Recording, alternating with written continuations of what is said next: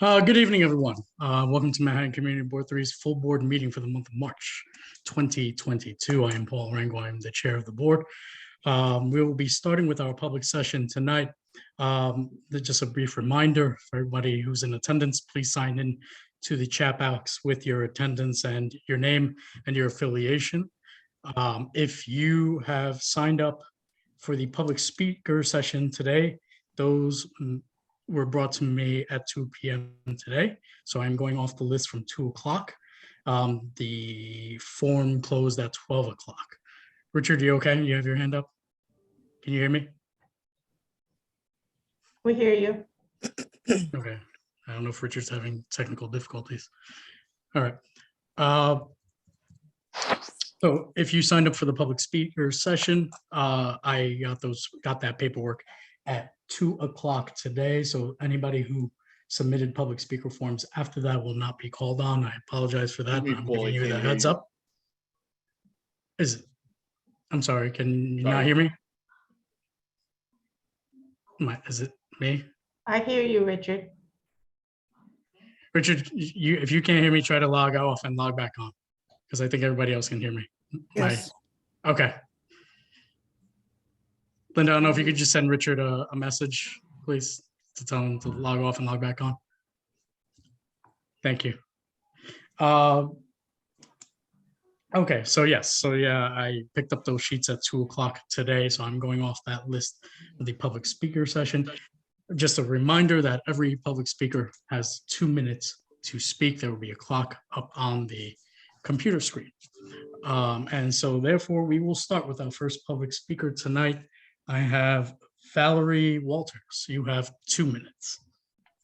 Thank you, Paul, and good evening, everyone. I'm Valerie Walters. I'm the president and CEO for the Lower East Side Service Center. We are an agency that provides services for individuals with mental illness, substance use disorder, HIV, and housing. And I'm coming to your meeting to, announce to the board and to get your approval or your acceptance that we have been in the Chinatown community since 1957, and we own 46 East Broadway. We're funded through New York State of Alcohol and Substance Abuse Services, and we rent 62 East Broadway since 1962. We're getting ready to purchase 62 East Broadway, and we're going to be doing it through the help of New York State of Alcohol and Community Services.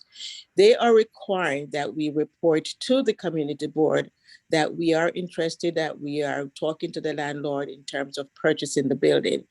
Right now in the building, we have a outpatient clinic in the building. We occupy the first 2 floors where we provide services for individuals with substance use disorder and mental illness. We've been in that building providing services 1962.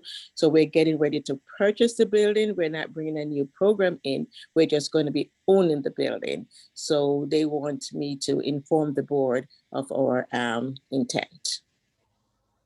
I'd be glad to answer any questions you may have. I don't know if there's any, Susan, I don't know if you want to reach out to Valerie at any point to get more information.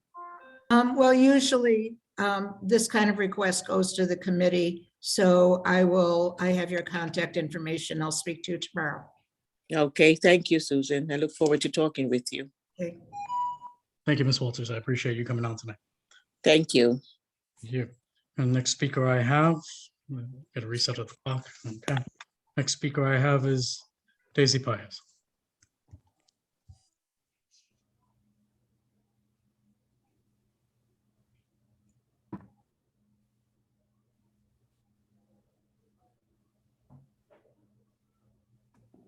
Last week I attended via Zoom. Am I on the?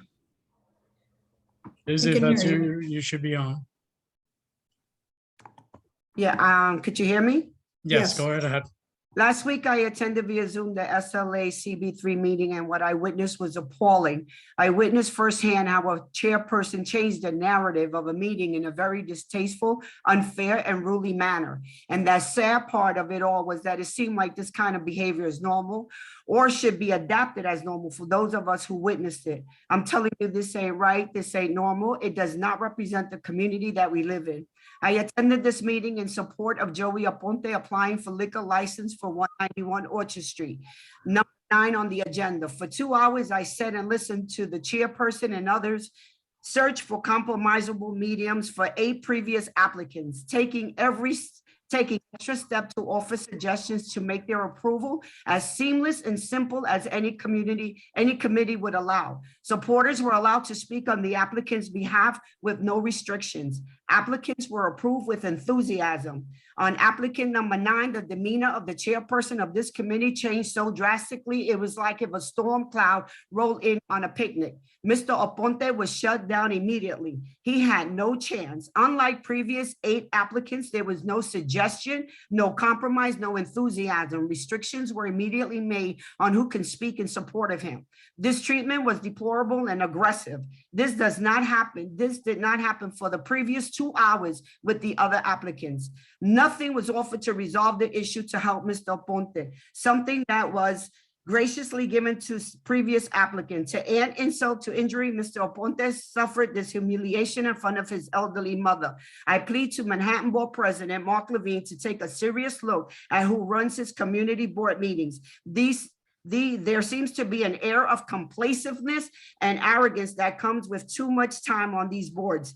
They tend to lose sight of the people they are supposed to serve, and a lack of reverence for those that continue to struggle to hold on to little culture they have left on the Lower East Side. Respect and dignity is lost in these meetings. Thank you very much.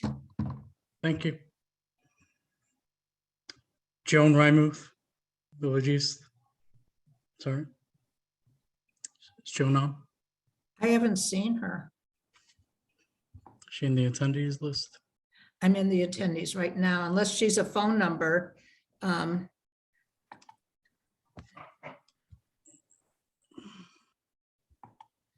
don't see her.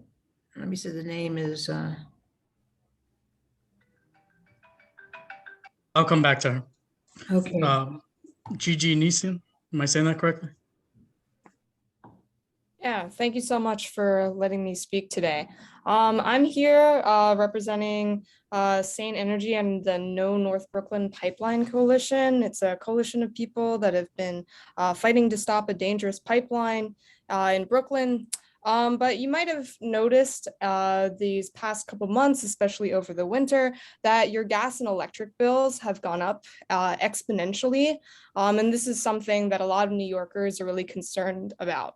So the reason why these bills are so high is because right now corporations own our utility systems. So it's not, publicly owned. It's run by these large monopolies, and they're like, overlords, forcing us to pay more and more for fossil fuels, all to increase profits for their already really wealthy shareholders.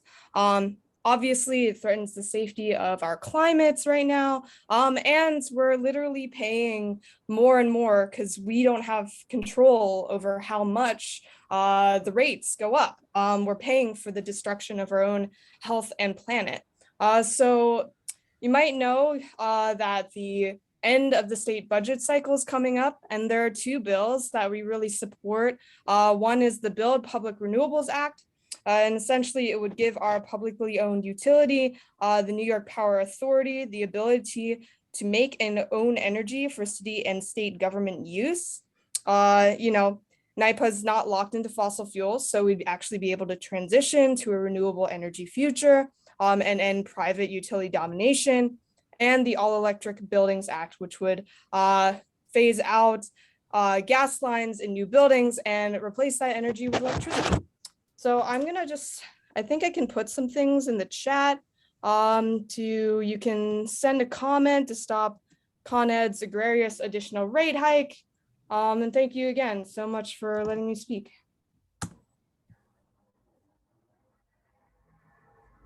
Thank you.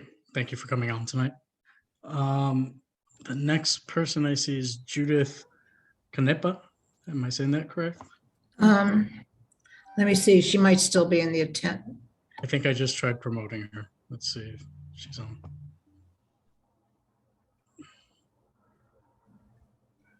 Hi, I just want Okay. to skip. Go right ahead. Yeah. Did you call on Judith Canepa? I Yes, just I got did. promoted to panelist. Yes, I did. Go ahead. Wonderful.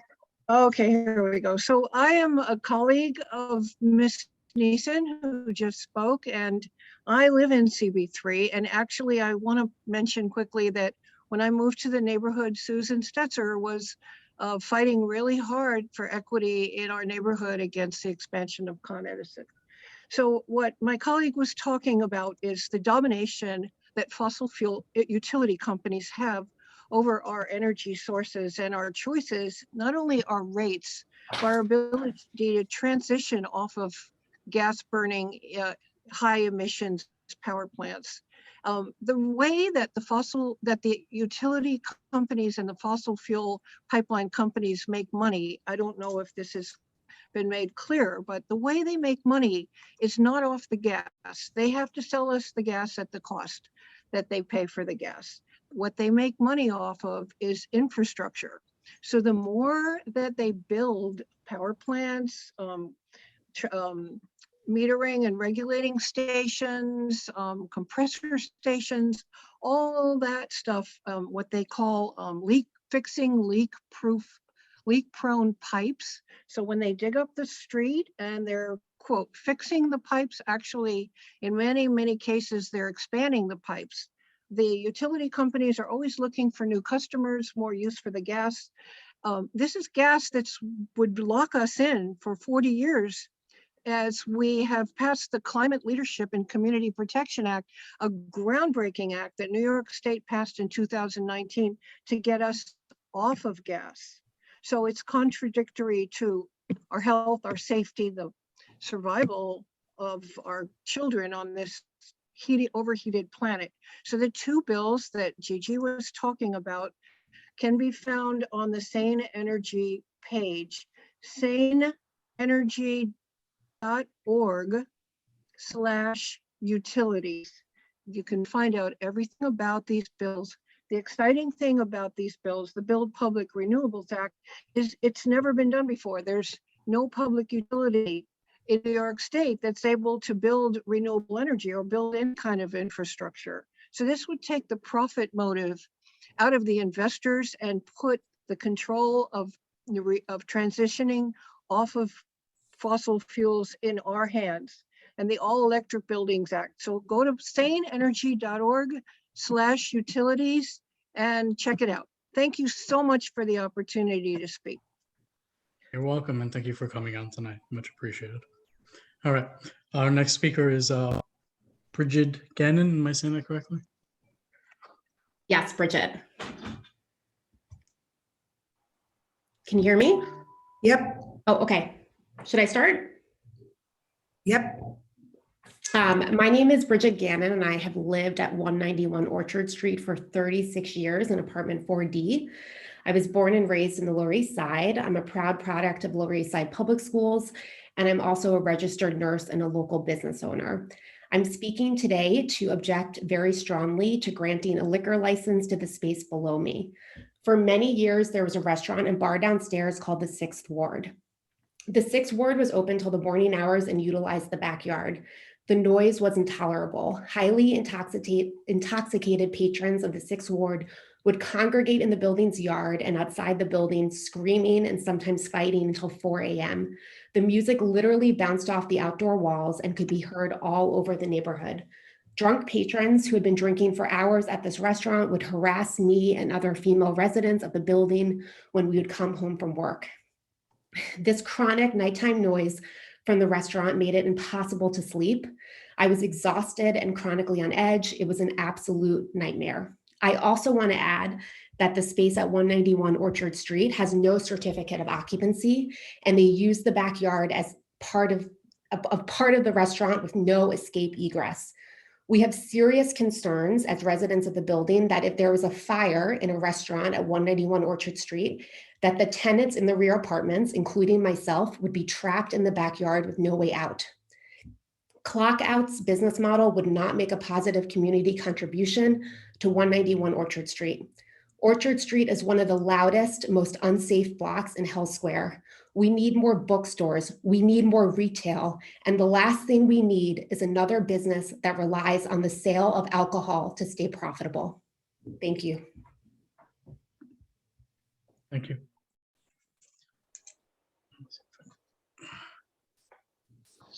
Patricia Ivers. Hi, do you hear me? Yep. Yes, go ahead. Hi, I'm Pat Ivers. I'm a resident at 191 Orchard Street. I moved there in 1976. I've seen him come and I've seen him go, and I've never seen the neighborhood worse than it is right now. The last thing we need is another bar in the neighborhood. Drunk men harassing women, fights outside, people vomiting. It is not a pretty picture. I would welcome Mr. Aponte opening a restaurant. They talk at length about it being an elegant space. I don't know of any elegant restaurants that feel the need to be open till 4 o'clock in the morning. If it was till midnight, I would welcome them with open arms. I would probably eat there several days a week. But another bar is not a positive addition to the neighborhood. This has nothing to do with him being Latino. I went to school with a girl named Denise Aponte. I thought that he was Italian. You know, I mean, it doesn't matter to me, but I mean, that's sort of how ludicrous this argument is. I thank you for letting me speak. You know, I'm 70 years old. I've seen everything, but honestly, the neighborhood has never been worse. And adding another bar to the neighborhood would just be intolerable. The 6th Ward was a nightmare. You know, I have my niece living with me now. She just, God bless her, got accepted to NYU Law School. And the idea of her living there, trying to study with the noise that existed during the reign of the 6th Ward is just a horrible, horrible thought. So, you know, Mr. Aponte, go in peace, open a lovely restaurant, and we are 100% behind you. But another bar, no. Thank you for letting me speak. Thank you.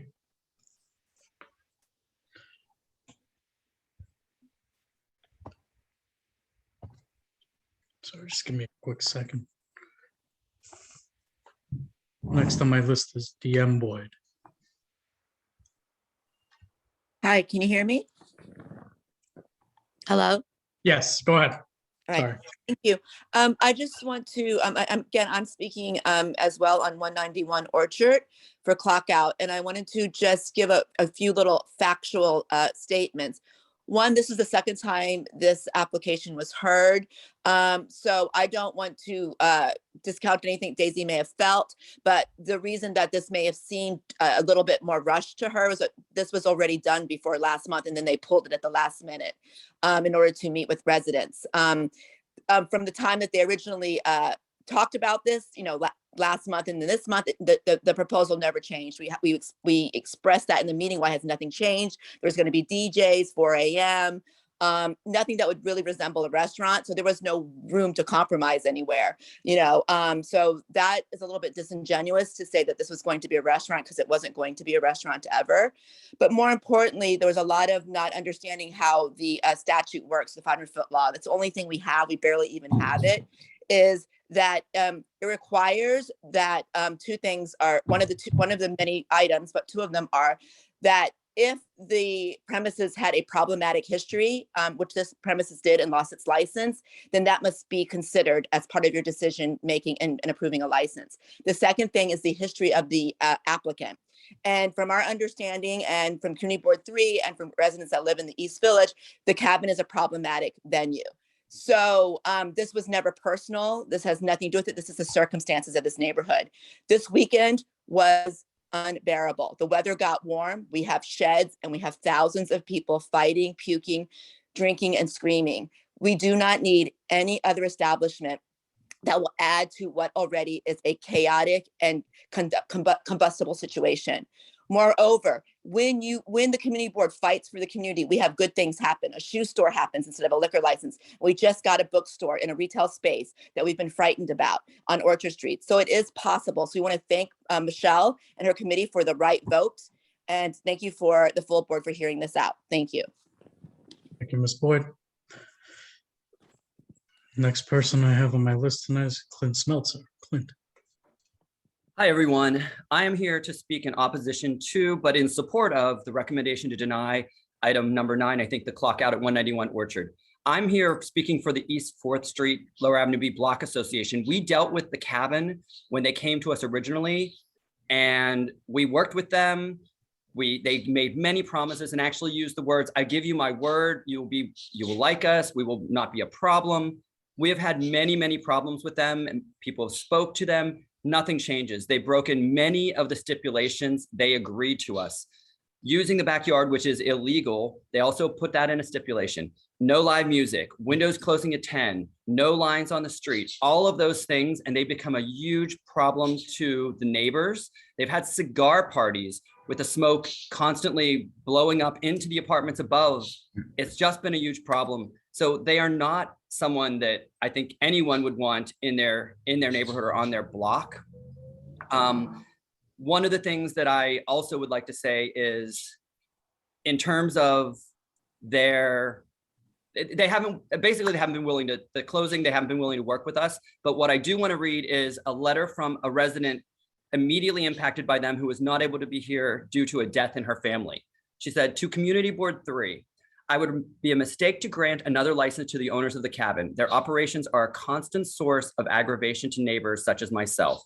Problems escalated even more so during the pandemic, since they have been utilizing the backyard, which they have otherwise permitted from doing because of lack of proper egress. They flouted city pandemic outdoor dining rules meant to prevent the spread of the virus and always displayed a lack of regard for neighbors, pandemic or not. Their offenses include constant loud music playing from the outdoor speakers from daytime opening until late night closing, outdoor cigar parties where patrons and smoke filled the apartments above, loud raucous parties with unmasked patrons yelling and moving about, private catered parties outside, propane-powered heat lamps under canvas tents with canisters stored alongside the tents. Please see these behaviors are corrected, and please do not allow these operators to disrupt another neighborhood. Thank you." Oh, and that was signed Lauren Health. Sorry, that was from Lauren Health, not myself. So thank you. Thank you, Clint.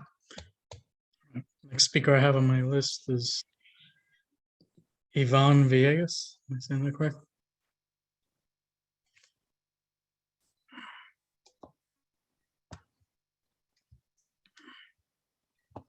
I don't see her. I'll come back. Ally Ryan.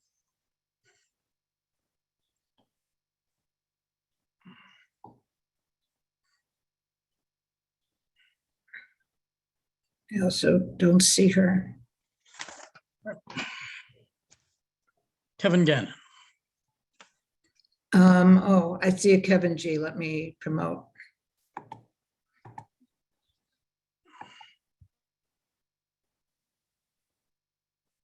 Okay, should be promoted.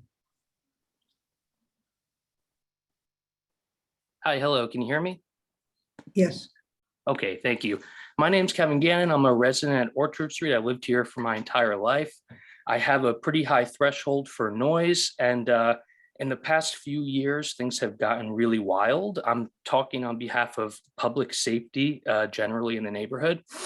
I feel like a broken record. I've come to these meetings and I voice my concerns, and they're all the same concerns. I know you've all heard them, so I'll give you some anecdotes. Recently, I was just in my living room and I heard the sound of somebody urinating outside.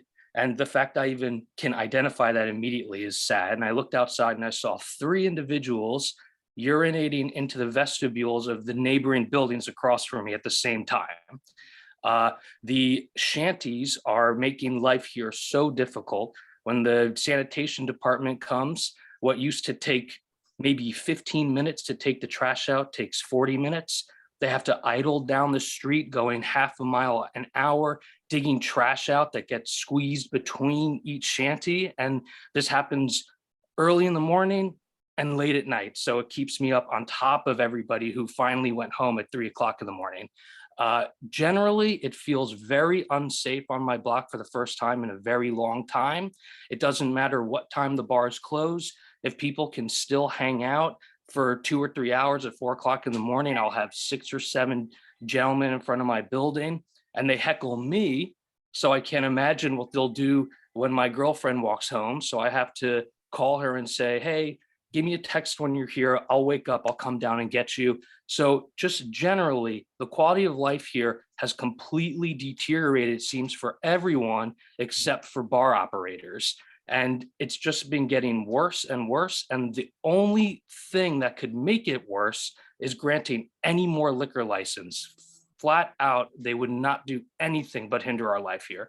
Thank you very much for the time. Thank you, Kevin. Last person I have on my list is Brian Armstrong. Is Brian on? I'm sorry, I have to promote him. Okay. Yep, he should be promoted. Thank you. Yes, hi, can you hear me? Yes, we can hear you. Go ahead. Yes, hi. So my name is Brian Armstrong. I live at 191 Orchard Street. I've been living there since 1980. Now, obviously, neighborhoods change over the years for good to bad, but the quality of life and public safety in my neighborhood, especially on Orchard Street, has really diminished to being crap. You have all these shanties on the block now, these outdoor dining. I counted them tonight. There's probably about 9 of them out there. Only one was really active and having nice little tablecloths and dining ware out there. The other ones were empty, or maybe just people just kind of hanging out doing nothing. The one across the street from me, that store went out of business over a year and a half ago, and that shanty is still out in front of it. Ridiculous. And now, especially now, we want to go with these drinks to go in bars. Are you people insane when you do that? I mean, so somebody can sit outside and drink even longer. I have a fire hydrant right in front of my building. People park in front of there at nighttime. They blast their music, all night long. It's just ridiculous. It's unsafe. People urinating all over the place. I mean, it just, the motorcycles revving up. About a month and a half ago, some genius decides he's going to do a burnout with his car. That's where you put your foot on the brake and you put your foot on the gas and you make all the smoke. He did it for about 10 minutes. The smoke was so thick on Orchard Street that it set off the fire alarm in the Equinox gym across the street from me. This guy was all the way up on Stanton Street doing this. And again, I understand what's happening today, but to have another bar downstairs is just unacceptable. And I really, I think that times we got to just put our foot down and say enough is enough sometimes. And again, I can go on and on about the quality of life down there, but I feel unsafe in my own neighborhood. And I never felt that in years and years living down there. But thank you for what your people are doing. I really appreciate your service and thank you for your time. Thank you, Brian. I'm going to run through the people I've called on already who may not have responded. Yvonne Villegas. Awesome. No? Okay, that's it from that person. Ali Ryan. So when they do the vote tonight? Can somebody put him on mute, please? Or send him back to the attendees. Who is that? Mr. Armstrong. Oh, okay. Thank you. Ali Ryan? No? Joan Rymuth?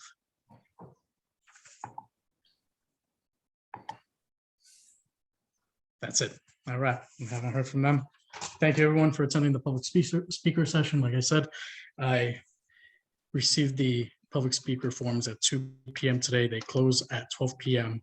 on the Tuesday of full board. We will be now moving to our elected official reports. I will start with the mayor's office. Is anybody on from the mayor's office?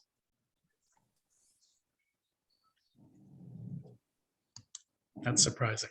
Okay, next, public advocate's office.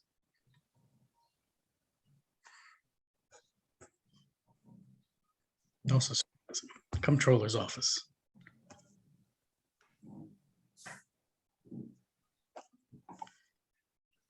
I thought I saw Eric on from the borough president's office. Eric, if you're on. Yes, I am. Go ahead, right? Go ahead, Hi, Eric. Paul. Hello, everybody.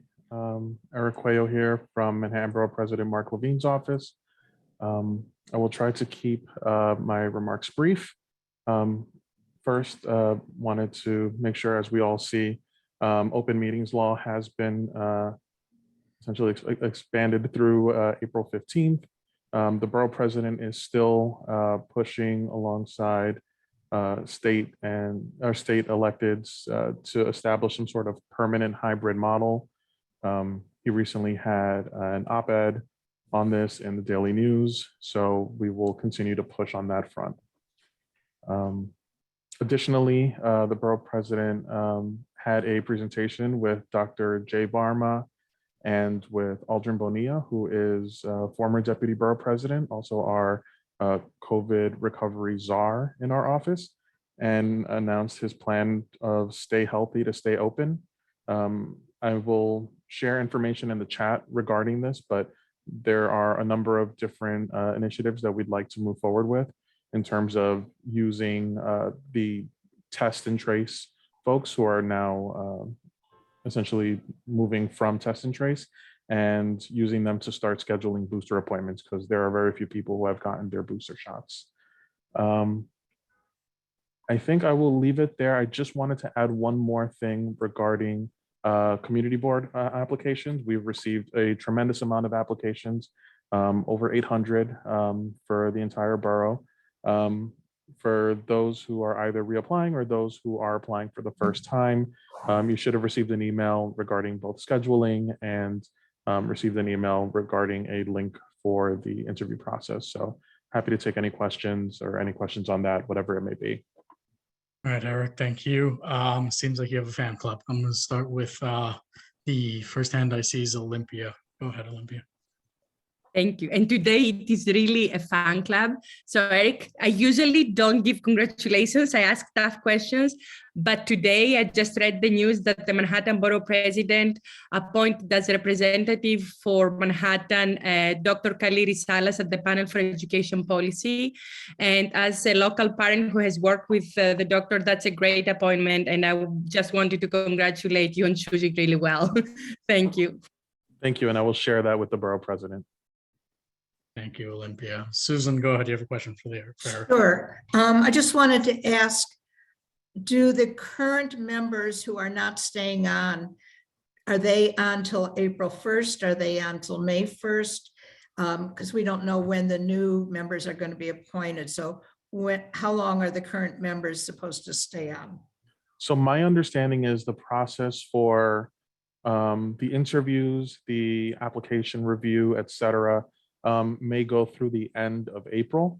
I think it's our intention to be done by the end of April and maybe have appointments by May 1st, but I don't want to confirm that just yet. Let me check in and get back to you tomorrow if that's okay.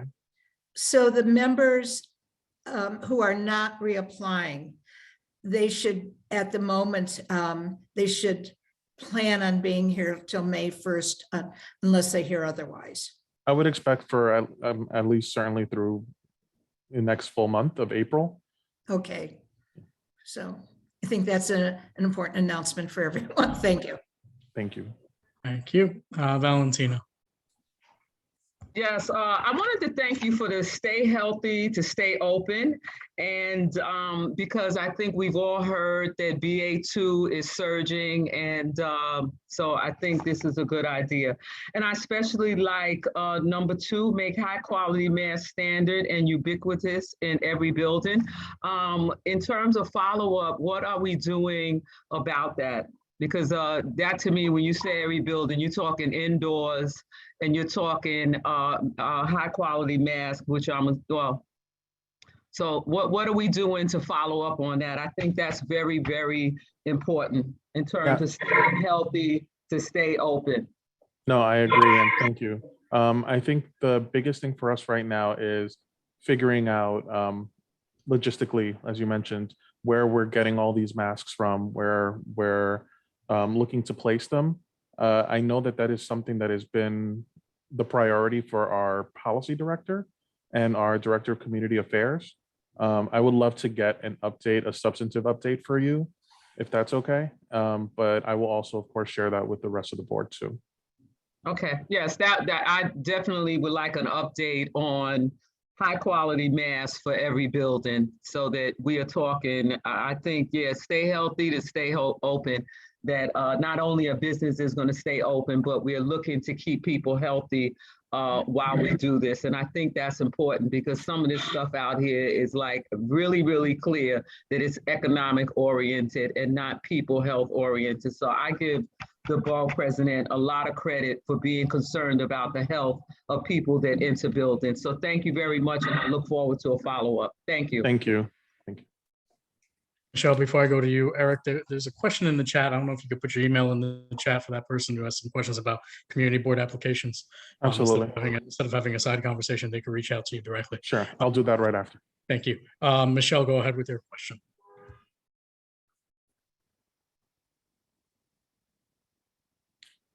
Your Sorry, sound is Michelle. off. Your sound is off. Thanks. Okay, sorry. Thanks, Paul, and thanks, Eric. I just wanted to make a quick note that I believe that there are only 2 weekend slots for the application interviews and no evening slots during the week. And so unfortunately, like I can't do it the weekend that there are slots, so I'm gonna have to take off time from work to do it. So just for the future, if you can think about having a little bit more diversity of slots, like maybe like for example, if someone's going away for a weekend or whatever, working on a weekend, they won't be able to do it then.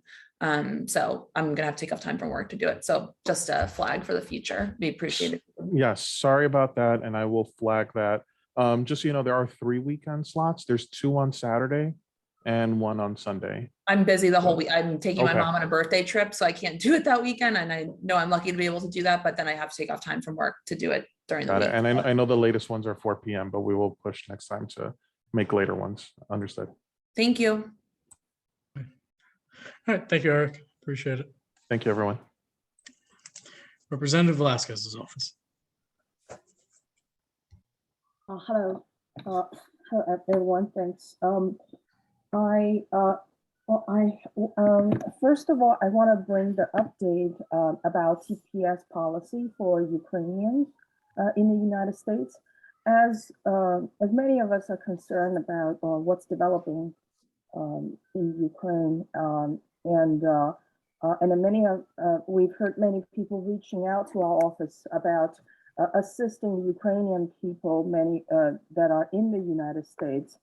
So we want to help. We want to spread out the information that that President Biden has approved TPS for all the Ukrainians citizens who currently are in the United States, and they can. Getting TPS would would allow them to stay in the United States and to work, and would have them their immigration status protected.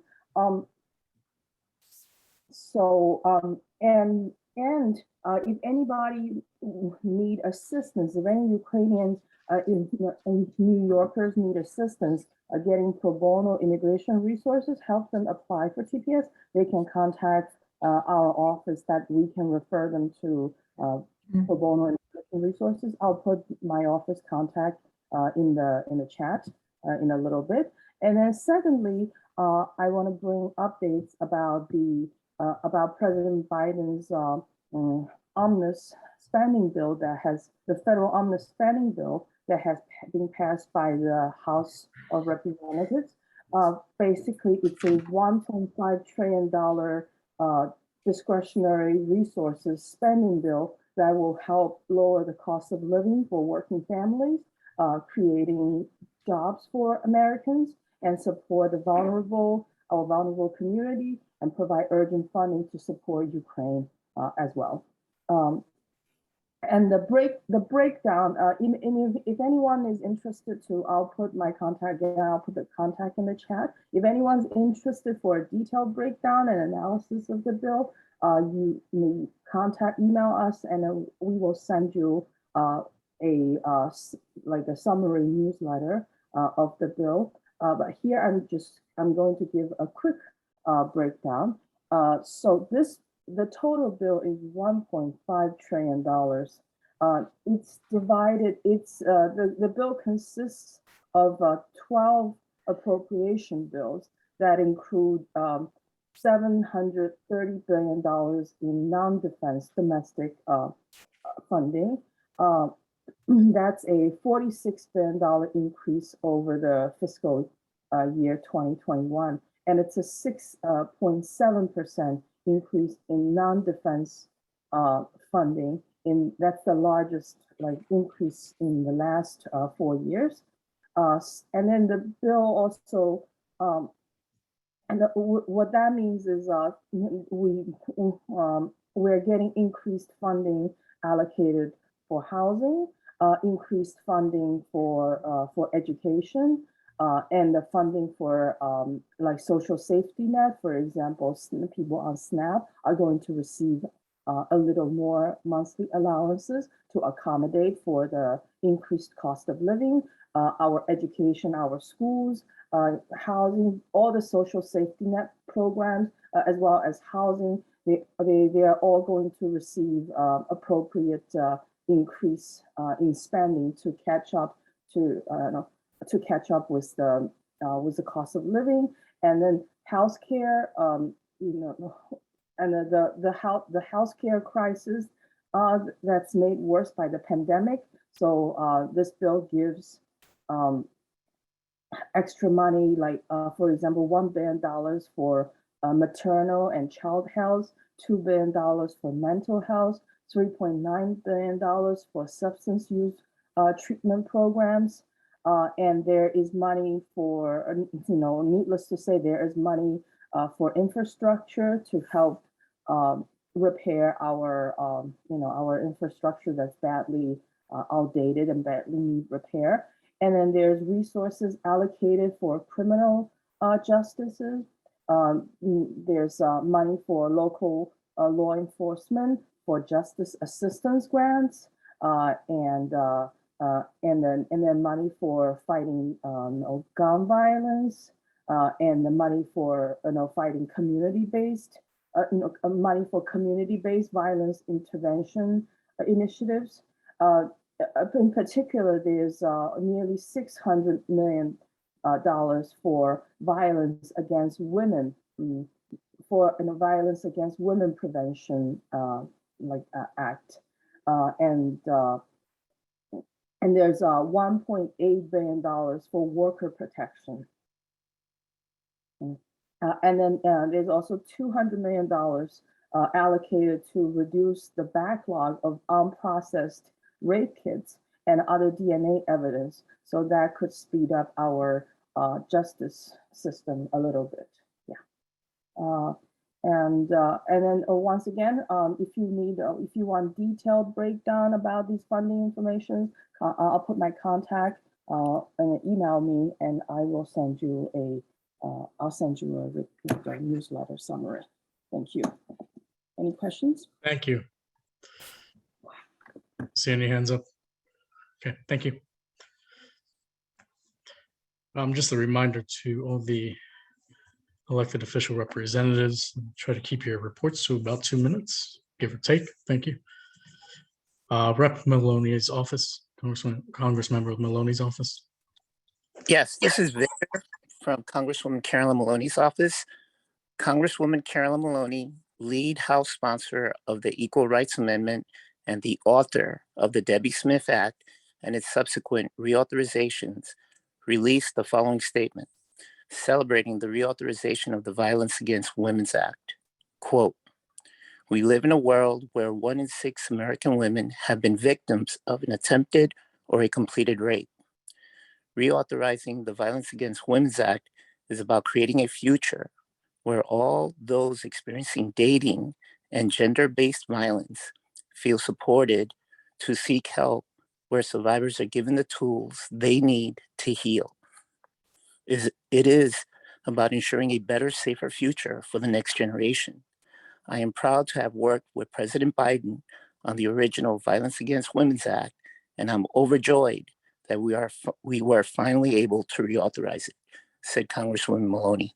These and other issues can be found at the Congresswoman's website at house.gov. Thank you. Thank you, Victor. Appreciate it. Any questions? Hearing none. Next, Assembly Member News Office. Hi, everyone. This is Amy from Assemblymember News Office. No updates on our end, but I will be including our community report in the chat. As always, please feel free to reach out to our office at info@uleenu.org or you could call the phone number 212-312-1420. And I just wanted to give a quick shout out to the ASL interpreters. Thank you for your work, and I hope you all have a good day. Thank you, Amy. Assemblymember Glick's office.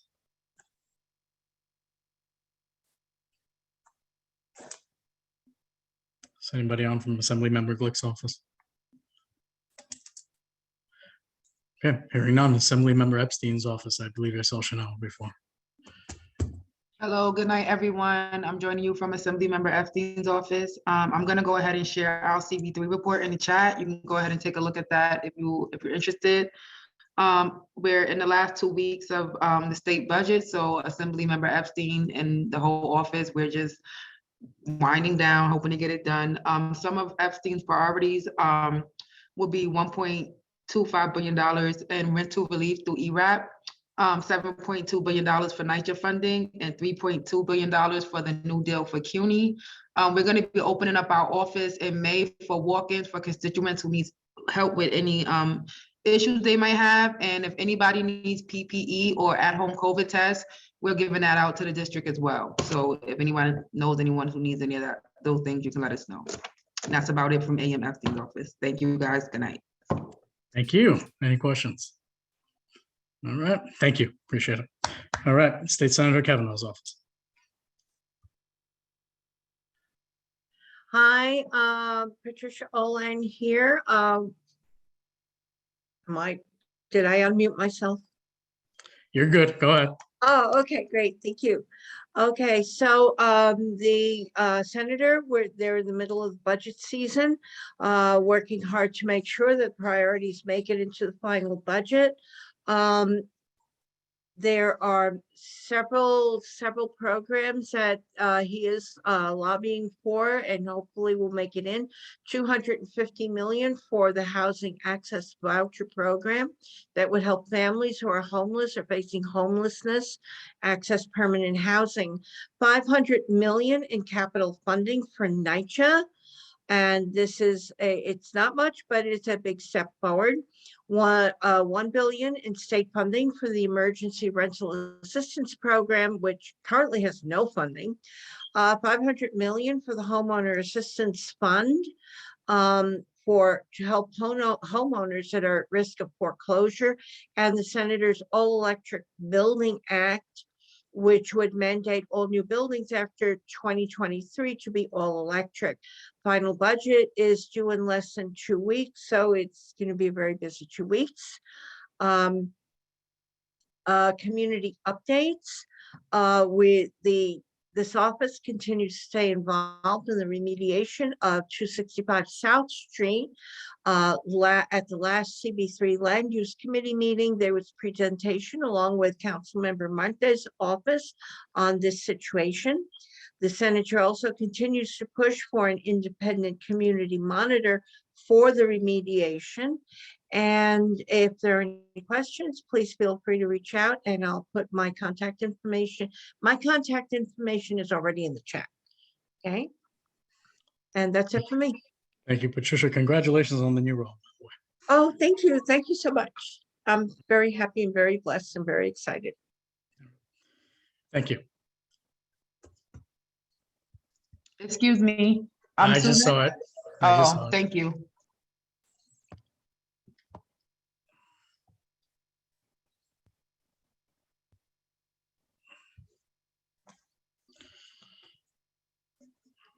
I'll wait for him to come on and I'll let him speak.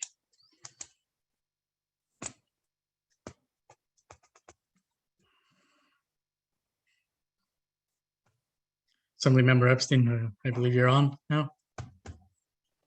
Yeah, I'm here. Hi, Paul. Good. How you doing? Go right ahead. Oh, well, thank you. And thanks everyone for being here.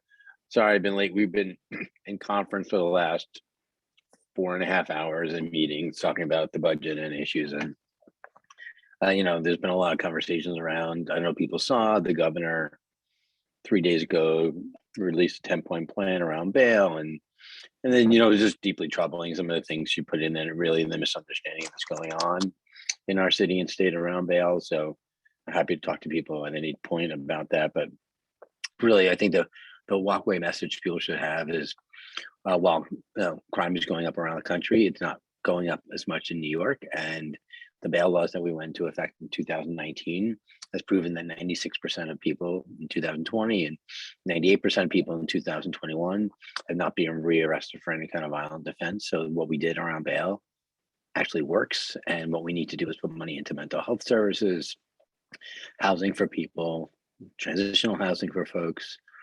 We have deep needs in our state, and that's what we really need to focus on. And that's what our one house budget, which we voted on last week, said. You know, we talked about getting money for homeless prevention, a new program called HAVP, putting money, people heard about money for public housing. We need to talk about how we deal with homelessness and the homelessness crisis. We need to make sure that we fund higher education, and we put $1 billion into community and SUNY. Time and time after again, we stood up and said what our priorities around childcare and after school programs, and we want free childcare for everyone. We want to ensure people have after school opportunities.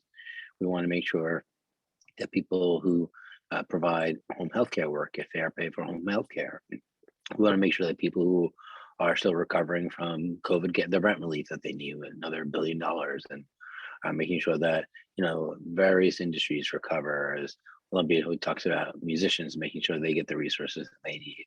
That's what our budget sets as priorities, and that's what we're working with the Senate on. And that's what I'm going to continue to fight for, because we have to stand up for all New Yorkers, especially people who struggle so much during this pandemic. So the last thing I'll talk about is, I know Susan was getting ready to do an in-person meeting. The governor extended the executive order for another month. And we're looking into legislation to continue to extend the opportunity for public bodies to meet remotely and in person. I think there's going to be a move to go back to in person, but also have remote options. And I've said this before, but whatever suggestions and feedback that you all have, I think the sooner we hear from you all, the better, because we have one more month and that's really it. And so if we do something legislatively, it's going to be a combination of in-person and remote as a potential option. And we really need to know what that might look like. I know for community boards, it's hard for remote meetings because you go from location to location to location. So it's hard to have those kind of remote options. But whatever you can do to provide feedback to us would be greatly appreciated. And the way to have access to my office, you can email me. I read my emails. You can talk to Chanel Elliott, who's representing me in this office. She looks at her emails. You can call the office. We pick up the phone. We're really an accessible office, so people should reach out and talk to us. And I'm happy to take a question if there's any, but if not, I know you have a long agenda and a lot of things to talk about. Thank you, Assembly Member. Any questions for the Assembly Member? Hearing none, you're off the hook, all right. All right. Thank you for coming Paul. out tonight. Everyone have a great night. Appreciate it. Okay, thanks. So we'll go right back into the reports. Senator Hoyleman's office. Hi, I'm Caroline Wexelbaum's office, and I'm dropping our board report in the chat. Assemblymember Epstein pretty much said it all. I was going to talk about the budget and public meetings law, but he covered that already. Just point out a couple of things in our report. We have some resources for your taxes, which are unfortunately coming up. So some free tax prep resources. And I just wanted to highlight one other bill that Senator Hoyleman sponsors. It's a bill that would provide more transparency for LLCs. It's LLCs, you generally don't have to disclose the beneficial owner, and Senator Hoyleman's legislation would require the beneficial owners to disclose their information. So it could be used to help New York State uncover the assets of international purchasers of New York City real estate, including Russian oligarchs who might be supporting Putin. There's a link in our report where you can read more about that legislation. You can read a lot more updates in our report. Any questions? questions. Thank you. Any questions? Thank you, Carolyn. Thanks, Paul. All right. Councilmember Marte's office. Hi, everyone. This is Jennifer from Councilmember Christopher Marte's office. As some of you may know, we had a rally against the jail this past Sunday. It was a great turnout, and we encourage the community to keep putting the pressure up and just to keep speaking out. And then Councilmember Marte also recently had a press conference by Delancey Street announcing the expansion of the ACE program, which hires currently homeless and formerly homeless people to help us clean up the streets.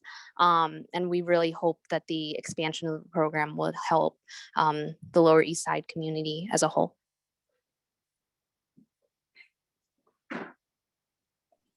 I will also put my info in the chat if anyone wants to follow up or has any questions. Thank you, Jennifer. Any questions for Jennifer? Hearing and seeing none. Oh, we got a hand raised. We almost did it. Carlin, go right ahead. Yes, what is Councilman Marte's position on closing Rikers and not building a jail? Where does he propose to put all the detainees? So he believes that it's possible to close Rikers and also not build new jails.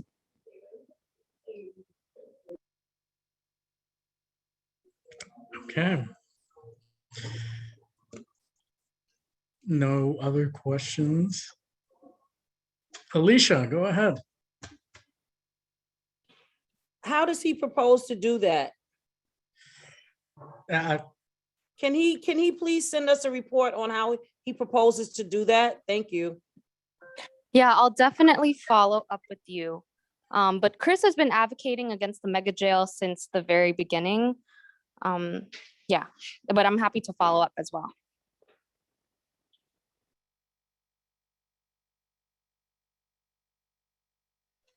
Okay, thank you. Councilmember Rivera's office. Hi, good evening, everyone. Nice to see you all. I was out of the office for a few weeks, so I'm really excited to be back. Would never miss a full board, ever. A few updates from Councilmember Rivera's office. Today, our whole team actually participated in a day of visibility to confront Asian hate and the epidemic of violence we've seen against Asian New Yorkers and our communities in District 2. We did that in partnership with the New York City Commission on Human Rights.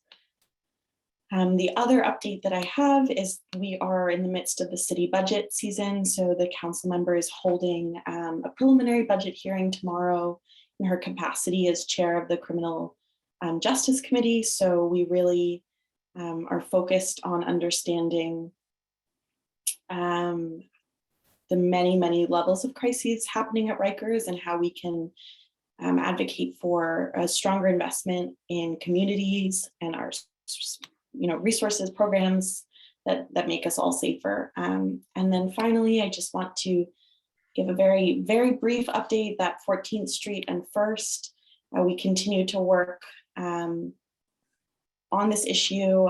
I have updates for Paul and Susan soon, in that we're going to be hopefully partnering with Community Board 6 on a walkthrough shortly. And we have invited the mayor's office, but I know that situation continues to be really challenging for a whole host of overlapping issues. So if you are experiencing any challenges there, definitely feel free to reach out and I'll put my information in the chat. Thank you. Susan has a question for you, Isabel. Sure. One, are you going to be sure to invite me at the walkthrough? That's why I said, yes, it's a formal invite. Okay. The other thing is just sort of an FYI. I have learned from actually sheriff's office and other agencies that it's really good to follow up on summonses that are given to see what happens to them, to see if it's useful to give summonses. I have tried following up with Consumer Affairs. They pointed me to open data. I looked at open data and I could not find one single summons from Consumer Affairs on the south side of 14th Street. There was some on the north side of 14th Street. Last year, the mayor took the summons ability away from police and gave it to Consumer Affairs. It now seems it has been very quietly given back to the police. So I don't know who's giving summonses. I don't know why I can't find them in open data. And I just think it'd be interesting to get all this information. I'm trying, if your office could help, maybe even before the walkthrough. Yeah, fantastic. Thank you. Thank you. Any other questions? Any other questions for Isabel? Looks like you're off the hook too, Isabel. All right. I saw Charlie Anderson on before. Charlie, did you want to give the report? I know you dropped the report in the chat. Is that sufficient for you? I think that's sufficient. Good evening, everybody. Terribly sorry for my lateness. Yes, I think that's fine. Our state colleagues kind of gave similar reports. We have some information in the board report for tax help and a short update from Albany and a few other things. So if anyone has any questions, they can always reach out to me in our office, 212-674-5153, or my email, which can be found in that report. Thank you very much. Thank you, Charlie. All right, that is it for our elected official reports, unless I missed anyone or anything. I don't think I did. Oh, I did. DA's office. That's an easy one on my list, but go ahead. Yeah, can you please add me to your list? Yeah, I'll get you on the list. Sorry, go right ahead. Good evening, everyone. This is Ni Jun Chen from Manhattan District Attorney's Office. I just want to quickly share our education programs.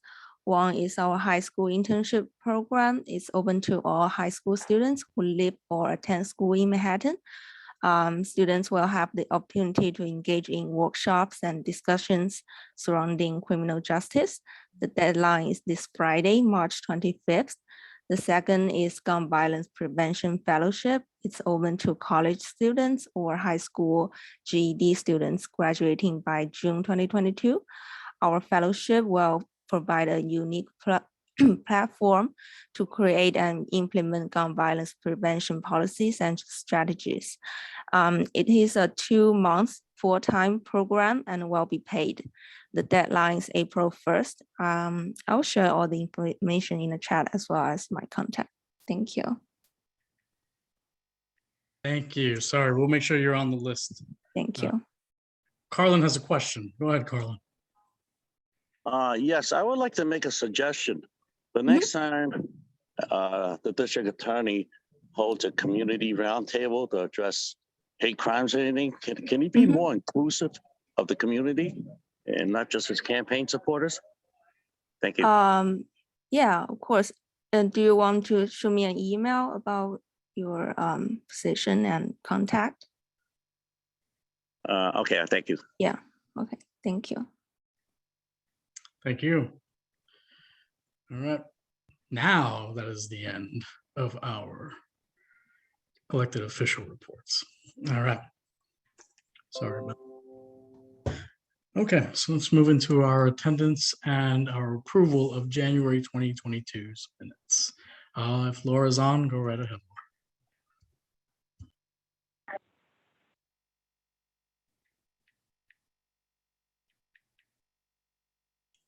I'm on, but as you can hear, I'm literally by the bridge, so I'm not by my computer yet. Larissa, do you have the list in front of you? Yes, I do have the list. You have the list. Can you go? Can you do the attendance for us, please? Bear with me 1 second. Let me pull that up. Are you using the vote sheet? I am using the vote Thank you. sheet. Sure, Thank you. and thank you. Okay, roll call, David Adams, Yes. Yaron Altman, Yes. Jesse Beck, Yes. Lee Berman, Yes. Carlin Chan, Yes. Yes. Jonathan Chu. Jonathan Chu. Okay. David Crane, Yes. Eric Diaz, Yes. Tariq Darrell, Yes. Alistair Economicus. Sorry, Alistair. Jamie Felver. Shirley Hennessy. Ryan Gilliam, Yes. Deborah Glass.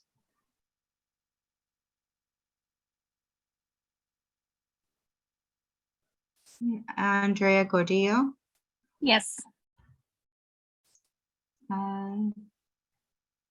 Caniel Hernandez, Yes. okay, Herman Hewitt. Herman? Did you say Herman Hewitt? I'm Yes, here. I do. I did. Thank you. Trevor Holland, Yes. Linda Jones, Yes. Valentina Jones, Yes. Lisa Kaplan, Present. Olympia Kazi, Yes. Jeanette Kim, Yes. Michelle Cooper Smith, Yes.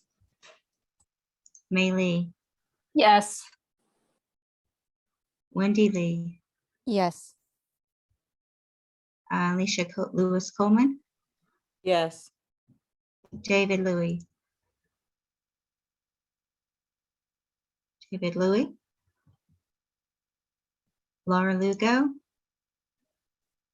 Yes. Ellen Luo. Ellen. Michael Marino, Present. Michael Perlis, Yes. Paul Rangel, Yes. Damaris Reyes, Yes. Richard Robiak, Yes. Thomas Rosa, Yes. Robin Chattel, Yes. Heidi Schmidt, Yes. Larissa Schoenberg, yes. Anisha Stevens, Yes. Sandra Struther, Yes. Daniel Tano, Yes. Josephine Velez, Yes.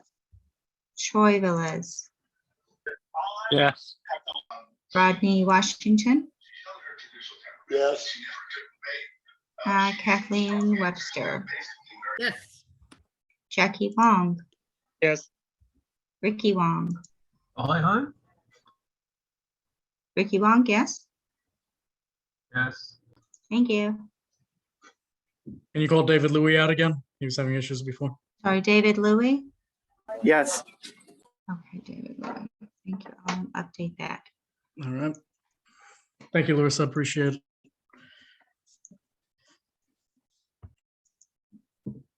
All right. Thank you, everyone. Good evening, everyone. Just for my report, I'll be brief before I have to give some other stuff at the executive committee report. As you see, we are back on Zoom. I sent an email out on Saturday. Once we found out the executive order was extended, our executive committee meeting on Thursday went to a hybrid format. So any of you who saw the executive committee meeting, it was done at the office and on Zoom. So we were trying that out. There were some technical difficulties. I definitely did hear that. I foresee that we will have to go to a hybrid function, at least in April as well, if not fully face-to-face. It was a last-minute kind of signing of the extension of the executive order by the governor the absolute last minute that she possibly could have. And that happened on Wednesday evening. So that's where we're back on Zoom today and not at PS20. But I do foresee us in April being at PS20 for full board. And we are actively looking for sites. If not, we will be using the office for committee meetings if there are committee meetings that are going to be scheduled.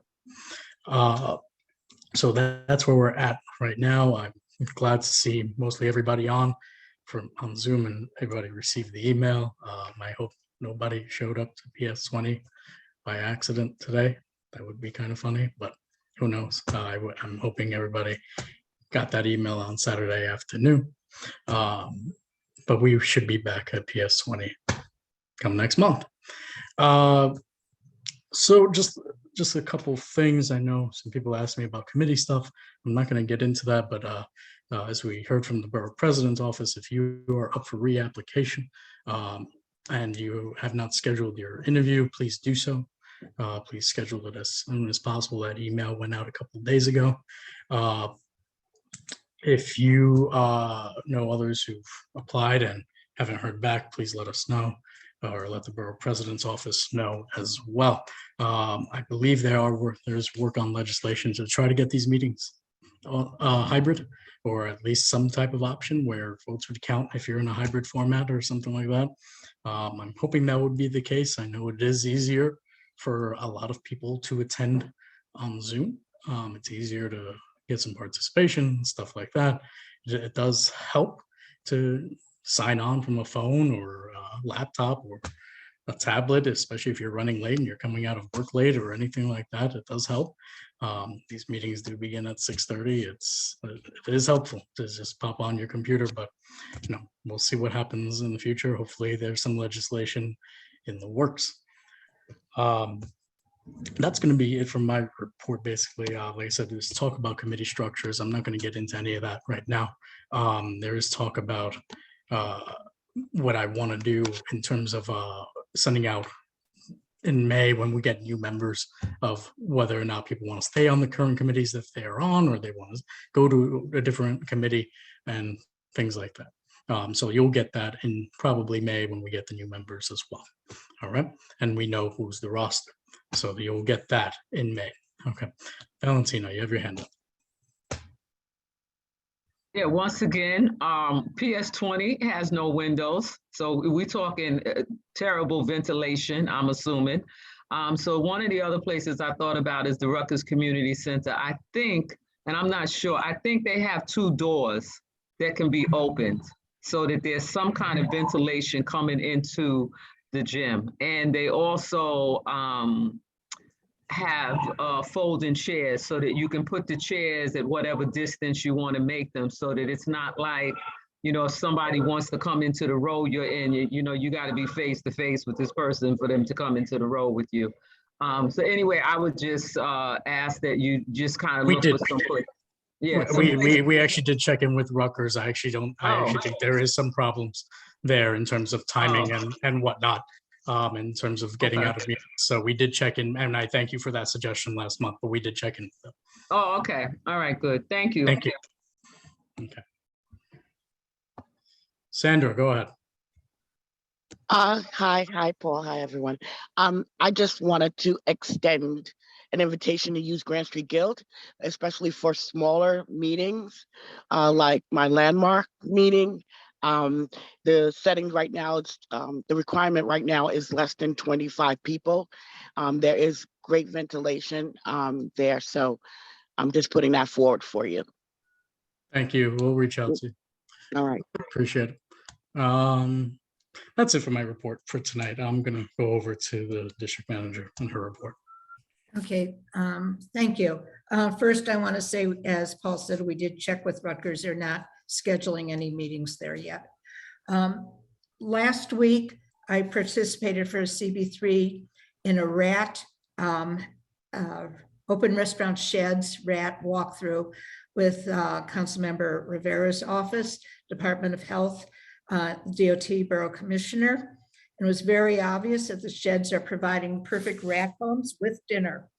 Rats are living underneath sheds, and we even saw one come out this was at 10 in the morning to drink water. And then, and the DOH rat specialist also explained that there were rat burrows in adjacent tree pits, and they have homes under the sheds. There's a lot of garbage nearby, and it was just a really, the Department of Health just really emphasized that what people have been talking about was certainly true. The design of the sheds, particularly with the space underneath, is very problematic. And it was good that the DOT Borough Commissioner was there, because when they're looking at designs for the permanent program, this will be something they'll have to take into account. The rat findings, the rat failure rates in CB3 has gone up incredibly. In 2019, we had seen a big decrease because of the neighborhood rat program, but we have lost all of that and we're beyond where we were before. Also regarding open restaurants, the current administration appears to have started allowing some enforcement, particularly of abandoned sheds. So please send me any locations or lists of locations to get on a list to have them dismantled. It won't happen overnight, but we need to get them on a list as a first step. A shed is officially abandoned if it has not been used for 30 days, but we want to focus on the ones that are completely abandoned and are not attached to restaurants first. Councilmember Rivera's office called an interagency meeting with CB3 regarding Tompkins Square Park.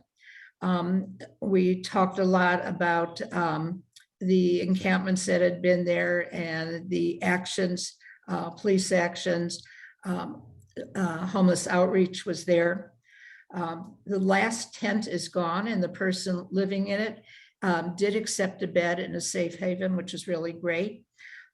Because of the meeting, the chess area has now been reopened. At the meeting, Department of Mental Health was there, and we asked how many people who are homeless are either being evaluated for the need for mental health services or being followed up with mental health resources.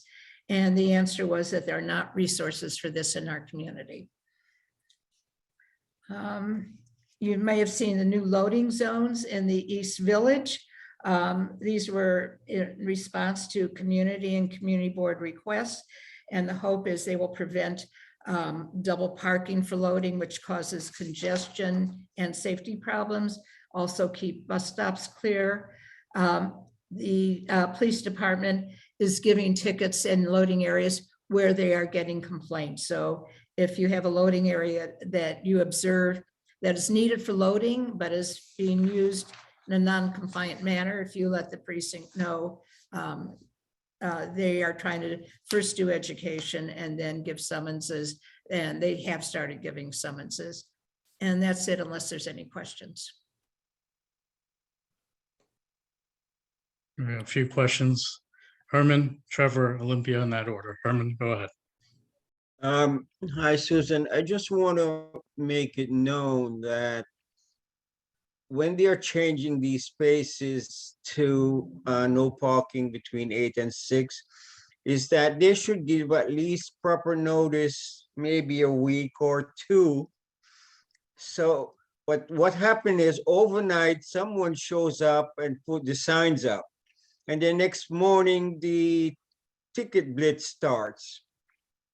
They are doing it at the end of the street, and they're also doing it in the middle of these streets. I would only like to ask that some notice be given out that there will be changes before they start putting up those signs. People are complaining that they park the night before they come out, they have a ticket and the signs are changed. So if you could just bring that up for me. We have discussed this. They actually weren't giving any tickets. The signs were up for a few weeks and they were not giving any tickets at all until there were complaints from the community that they weren't giving tickets. So I think people probably just didn't notice them. And to this day, they are not giving tickets unless they're getting complaints from the residents. Well, on another note, there is something like that with tickets that I'll talk to you about, Susan, on Forsyth Okay. Street. Okay, shoot me an email in the office or give me a call. Okay. Trevor? Yeah, just a quick question on or clarification for open restaurants and sheds and enforcement. You said they're focusing on abandoned sheds where they've been empty for 30 days. For other issues regarding sheds, is it worth complaining to 311, or are they just not going to enforce it and just let this ride out until they start the new program?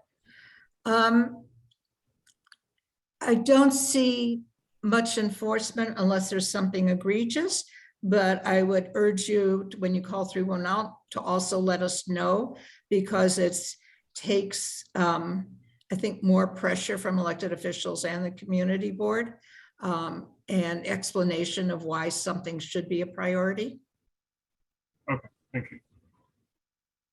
Thank you. Olympia, you're next. Thank you. So, Susan, when I was listening earlier, the residents from the Lower East Side, Orchard Street, about how the situation has even gotten worse down there. I just remember, that it was in October 2019 when the mayor and the CB3 endorsed it. They were going to do a special, night owl etiquette and like quality of life thing. So, I mean, have they given you a report what they've done? Like, are they coming in front of the community board to tell us? How are their efforts? No, trying to figure out how to say this.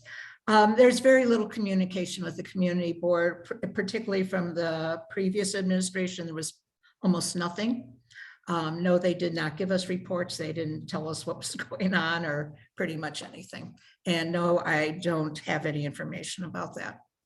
Can I suggest that we invite them? I mean, it's just, it's just heartbreaking to listen to these people speaking. If you will send me an email reminding me exactly of the program, I vaguely remember it, I will try and follow up for that. Okay. Thank you. Thank you, Olympia. Richard Ropiak, go ahead. Susan, to build on a little bit on what Trevor and Olympia have been suggesting, I know in the past that we have kept track of noise complaints as reported to 311. Have we been able to continue to do that? And if so, what are our numbers looking like? We have not been able to, because when they started the open restaurant, they started a special complaint thing that a special open restaurant one that kind of takes complaints away from that. So the numbers actually in the beginning of COVID went way down for obvious reasons. But it's hard now to put that information together because it's not all in one place anymore. The other thing is that the police sometimes, when people report directly to the police, what they do is instead of dealing with the issue, they turn it over to the mediation group, MEND. And so we don't know about, in situations like that, unless a resident contacts us, we don't know about it. So what I think a theme you can hear is that it has become much, much more difficult to make complaints and to track complaints and have a response and to be included in information on what is being planned. Well, it was interesting listening to the conversation concerning Orchard Street and Second Street. Second Street? No, Yeah, 6th Street. Clint Smeltzer spoke. It was both of the peoples from those blocks gave a good perspective on what people are experiencing now. I was aware of all that because they were all contacting me directly. Sure. Thank you. Thank you, Richard. Any other questions? Oh, Josie with her hand up. Go ahead, Josie. Is that a mistake? I'm sorry. Susan, hi. I'm wondering if there is anything that can be done with some of the guys on those motorcycle bikes that they don't ride on the street, they ride on the sidewalks. And it's always, and you know, I'm walking two dogs and I always have to be, you know, moving from side to side. Anyway, this is constantly happening every day, the delivery guys. Okay, so Josie, what I'd suggest for complaints like this, you know, as usual, you know, contact me in the at the office, but I'm going to say for this kind of thing specifically, the police have to be there to do something. There's nothing I can do. And what I would suggest is that the best way to deal with this is to go to your NCO Build-A-Block meeting and discuss it with them, and maybe you can give them a pattern of when this is happening so they can look out for, be there at the right time. Okay, great. Thank you. Thank you. Any other questions for Susan? Susan, any other final comments? No, that's it. Thank you.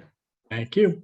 All right, so I'm going to move to our committee reports, and I'm going to move to the executive committee report. And the way there are two resolutions that we passed on Thursday night. Yes, Thursday night. And first one is from the Arts and Culture Subcommittee. Now, the reason why it was heard at executive committee was because there was no economic development committee for them to report to. So we heard it on Thursday night. I'm going to turn it over to Andrea to explain the resolution. Thank you, Paul. Good evening, everyone. So as you all might have looked through it, the resolution is pretty straightforward, but for some background, we had one of the writers of the Hugh Arts Report, which is the first of its kind. It attempts to survey the field of POC, people of color arts organizations, and give a profile of some of their needs. And this is citywide. And obviously the Lower East Side CB3 area is huge. It has a huge proportion of them. And we voted to endorse their recommendations. There's 6 of them. You can read through them at the bottom. But the top one is asking for government and philanthropy to support a fund of $100 million to support them with a number of strategies. So I'll take any questions. Any questions for Andrea in the resolution?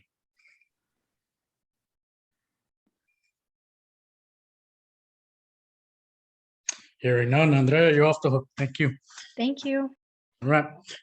So there is one other item on the executive committee. So the first kind of change I've decided on and with the executive committee was to dissolve the Chinatown subcommittee. This committee had not met in several years since its inception.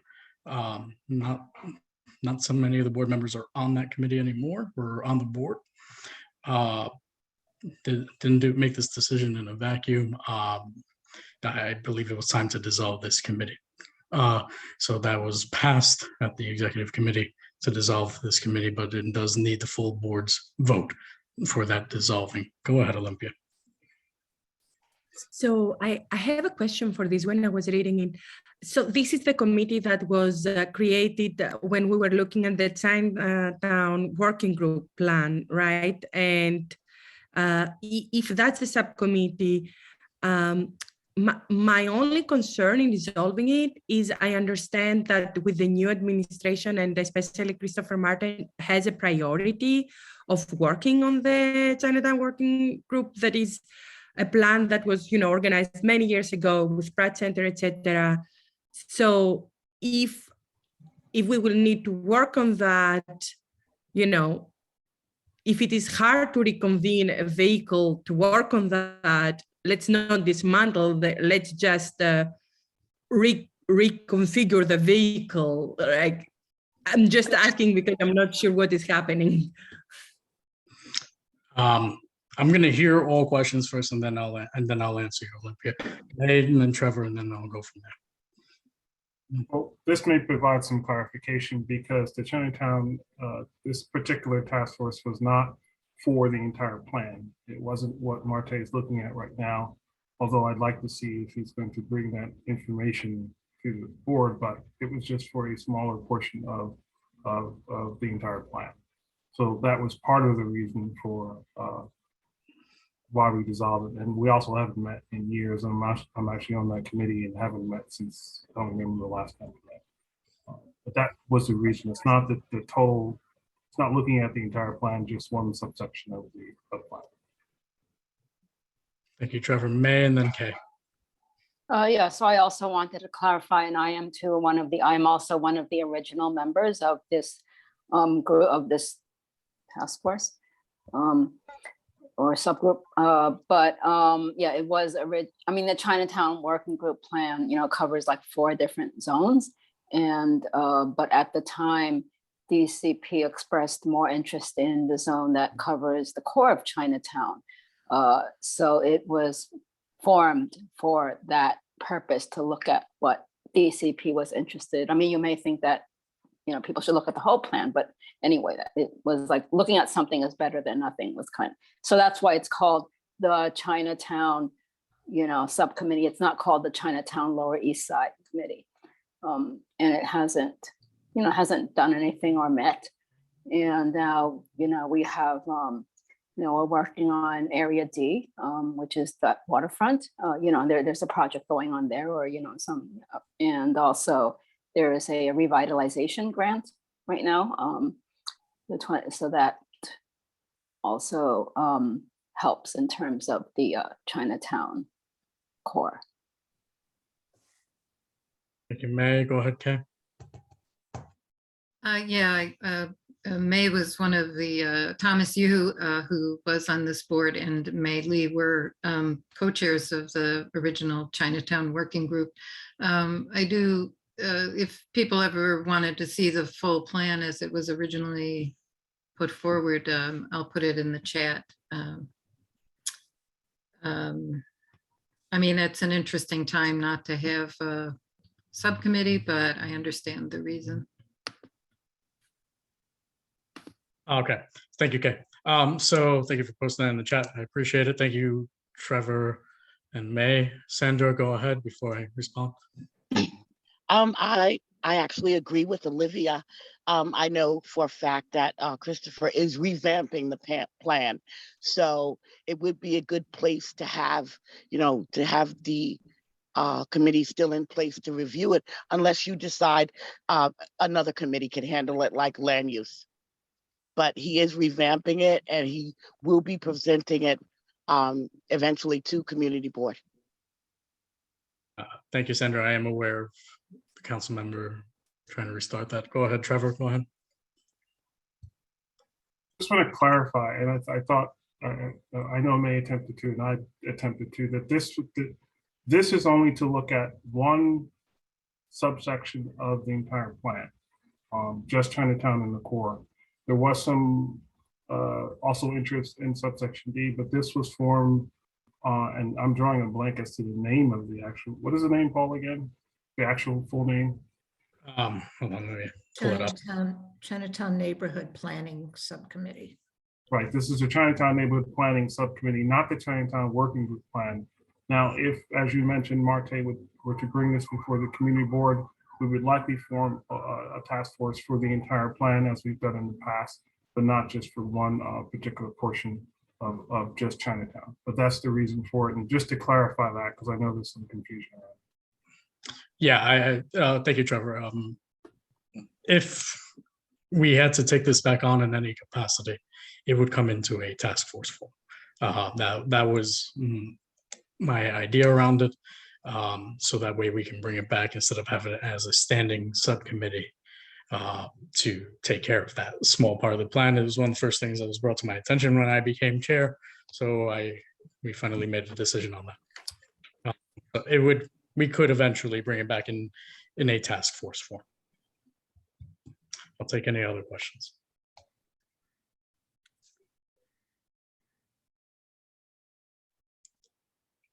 Hearing none, that is the end of our executive committee report. I will now go on to the SLA report. Michelle, go right ahead. Thanks, Paul. We heard 6 applications this month. The committee approved 5 of them, and those applicants all signed their stipulations. As you might have heard earlier, we denied 1 application for 191 Orchard Street. I'm happy to answer any questions about any of the applications. Lisa Kaplan, I see your hand up.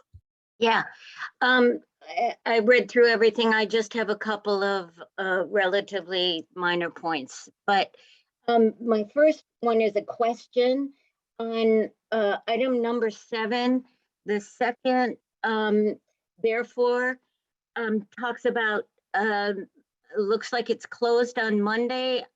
I wondered if that was right, because the questionnaire they submitted was for 7 days a week. Yes, we discussed it in the meeting. They're closed on Mondays for now. Oh, okay. And then the only other strong suggestion is with regard to item 2, the hotel. I just think we ought to include a item in the stipulations with regard to the noise attenuation on the patio. That's such an important thing that's bound to come back and bite us if we don't have it, clearly specified. So what I'd like to suggest is that we just add another point as part of the stip, and I can put it, I suggest this wording, and I can put it in the chat, that it will follow the recommendations of the sound study regarding its outdoor balcony on the 16th floor, and only use 4 small speakers with woofers that do not exceed 6 inches and without subwoofers. I should say exceed 6 inches in diameter. Without subwoofers, placed no higher than 3 feet above the roof.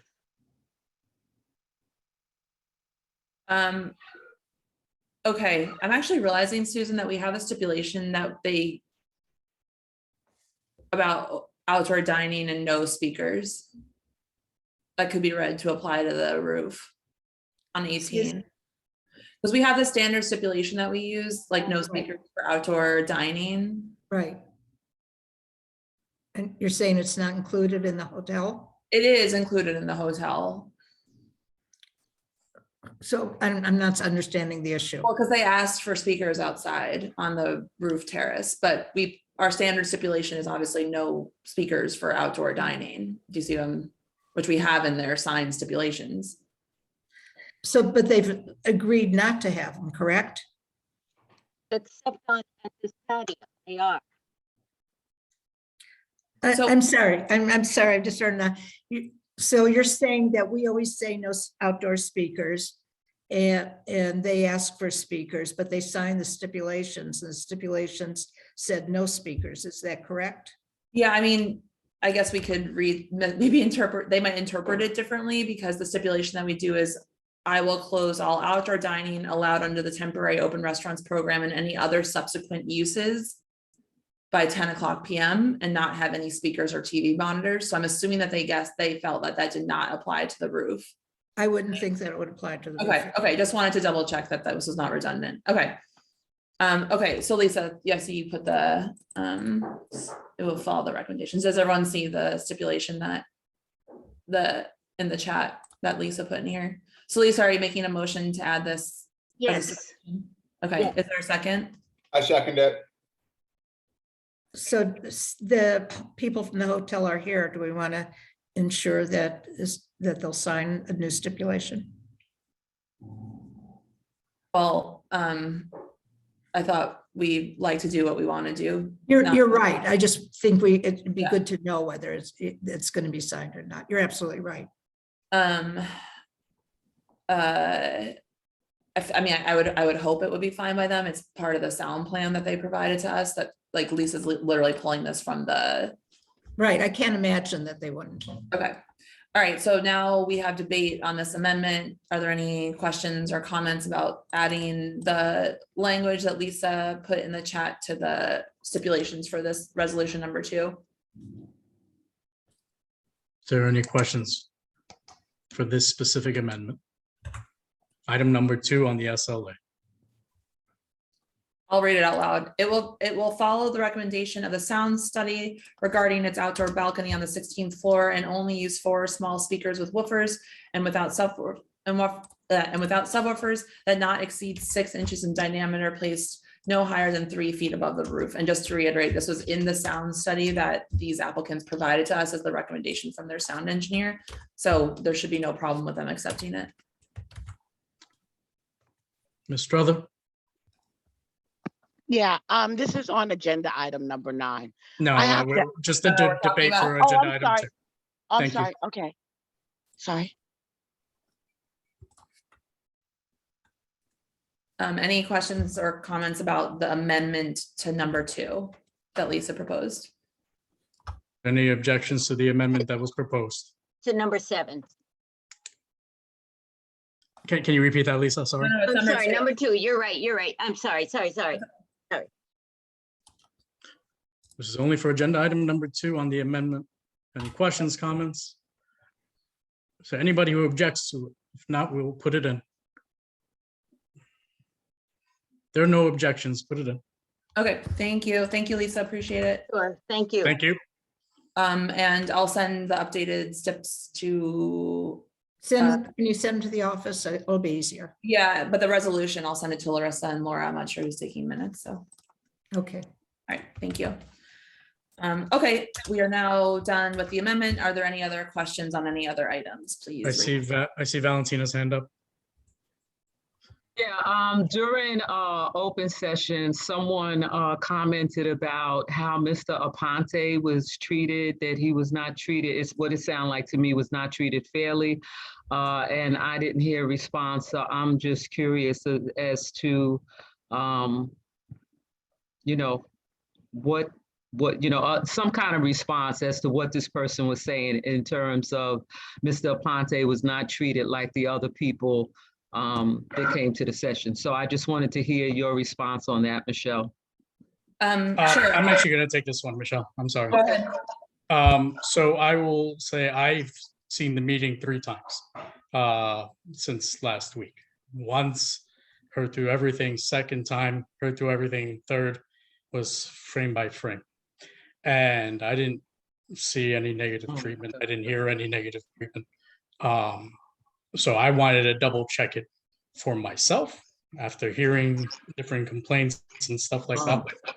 And I did listen. So I heard everything, I saw everything, and I don't think anybody was not treated fairly or anything like that. I think it was fine. Oh, okay. That's my response, Valentina. Thank you. Oh, okay, thank you. I just was curious. Okay. Not a problem. Thank you. Herman, go right ahead. Now, I will just support your statement, Paul, and I was there, and none of that incident or assertion of what happened that was said by that person, and I could, understand their feelings, but none of what is said happened at that meeting, because I was there. Thank you. Thanks, Herman. Thanks, Herman, for sharing. Ms. Strother, your hand is up. Yeah, I watched the video too. And basically my only question is to piggyback on what Camille's final statement was. And what I want to know is, has every effort been made? I know that they came to the committee last month and they withdrew last minute so that they can connect with the association, the resident association, to communicate with them before coming back this month. But the support that they had with the Hispanic Police Society and a number of tenants that lived in the building, my question basically is every effort been made to help them maybe atone and amend? I know Susan mentioned that they have not been willing to come to the community board to speak. Is that on a personal, not personal, but did they just come to you in a general I never said manner? that. I never said that. You said that they were unwilling to communicate with the community board. I did. When did I say that? In the meeting. I watched it this Oh, afternoon. in the meeting. I thought you Right. said No, tonight. I mean, at the meeting. That's what was said. Okay, I don't know, Paul, do you want me to respond? Or Yes, no? you can. Go ahead. So I may have said that they didn't communicate. I did say I met the owner at a police precinct meeting. The issue was there was never any attempt to resolve the non-compliant issues with either the community board or the residents. Right. So they never tried to mitigate any of the complaints that were against them. Yes, Because, I didn't deal with them directly because I'm not an enforcement, but I did through the police, and when the police introduced me to the owner at the precinct meeting, I repeated that the outdoor use was illegal, that the residents were complaining about that it was illegal, and it was constantly used after, yes. So your reports to the police gained no fruit, right? Nothing came out of it. They're still operating that way. Correct. Thank you. Thank you. Any final questions for the committee chair? All right, that's it. Thank you. Thank you, Michelle. Landmarks did not meet. Sorry, Linda, I almost set you up there. Land use, Jackie, go right ahead. Hi, thank you. So we didn't have a resolution this month, but we had Council Member Matei and Senator Kavanagh's office came to update the committee on the 265 South Street Brownfield remediation project. So they are pushing the developers to follow the restrictive declaration, which include funding the independent community monitor for the brownfield remediation. The reps expect to receive the response from the developer before the construction begins. The other request was for the construction task force. So DCP is following up since there is no permit filed yet, so it has not been established. And we also continue to work on our green questionnaires and housing questionnaires for future projects. That's all I have.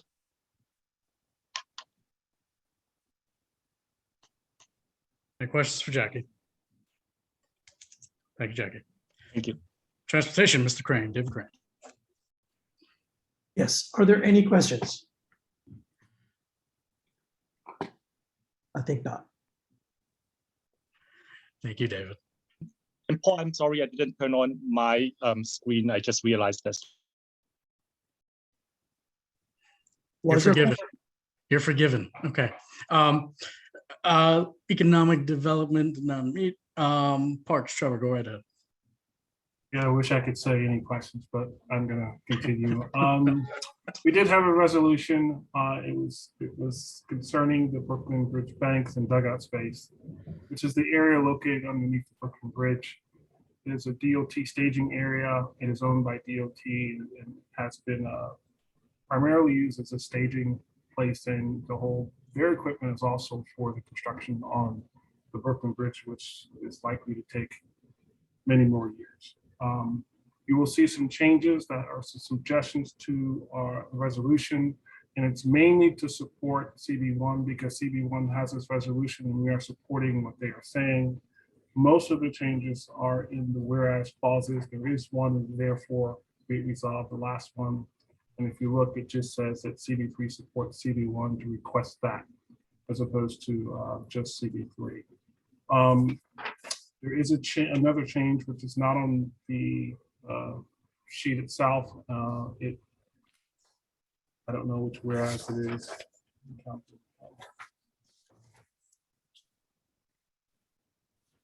I believe it's the 8th whereas where there are still question marks. So the language that should be, or that I would like to put in there, is that the nonprofit group Brooklyn Bridge Manhattan has indicated that they are committed to continuing extensive community outreach, and this engagement will continue and include youth of all ages, including the neighboring Knights Smith houses, and then it goes on to the next whereas. Just a point, and David, maybe you can answer this. These changes, do I have to go one by one, or can I group them all as one change? If you think are non-controversial, do it as one change, and it can be divided afterwards if necessary. Okay, understood, thank you. So I'd like to do all these changes at once, but if there's any discussion or if folks have a question about it, I'd like to hear it now. Any questions for Trevor? Michael, go right ahead. Trevor, I might have missed it, but I just want to make sure there's one whereas that's like the 4th or 5th one before the therefore be it resolved that just has a bunch of question marks in it. Yeah, that's the one I just read off. Okay, sorry. Yeah, so I'll read it again. Whereas the nonprofit group Brooklyn Bridge, this is not in the sheet.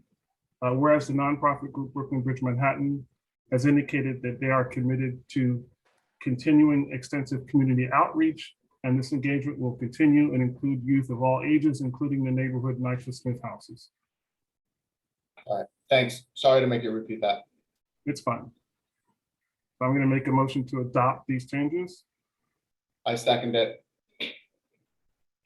Any objections to adopt all these changes to the resolution? No. Under Parks, no objections. It's adopted. Go ahead, Trevor. All right, thank you. And Susan, I'll send it along with Larissa and Lugo so we can get these changes in there. But thank you, and that's the end of my report. Thank you, Trevor. Any other questions? You're good? Okay. May, Human Services. Oh, so we had a meeting and there are no resolutions for you to vote on tonight. Any questions? Hey, you sound like you're trying to compete with David on shortest report. There we go. All right. I meant the same thing. Okay. All right. Thank you, May. All right. Is there any old business? Any new business? Okay. So I'm gonna go with Larissa. Larissa, I'm sure you have the vote sheet, so we get our final vote in, please. Sorry, I had to unmute there for a second. Bear Okay. with me. I'm working with one screen and a lot of open windows. Okay, so final vote, roll call vote. Wendy Lee. Wendy Lee? Yes. Thank you. Alicia Lewis Coleman. I'm sorry, it sounds like you're starting on the second page. Yeah. Oh, I apologize. I am. Sorry. I'm We'll come rushing. back. I'm trying to okay. rush everybody through this. So But I'm a yes, go ahead, take me now. okay, thank you. Sorry about that. David Adams. Yes, thank you. Thank you. Yaron Altman. Yes, present not voting on Parks number 6. I work for New York City DOT.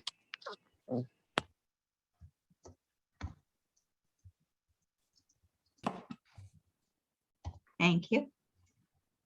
Jesse Beck. Yes. Lee Berman. Yes.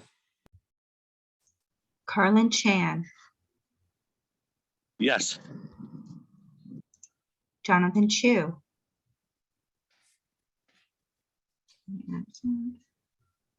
David Crane. Yes. Eric Diaz. Eric, he's still on. Yes, yes, yes. Thank you. Gotcha. Okay, Tariq Darrell. Yes. Thank you. Alistair Economacus.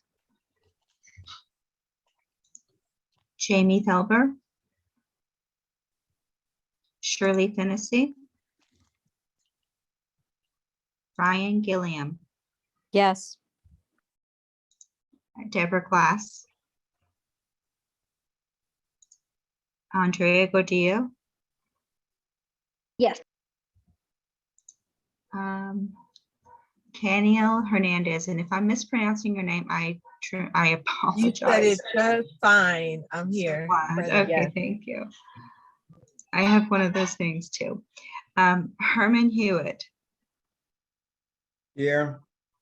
thank you. Trevor Holland, Yes. Linda Jones, Yes.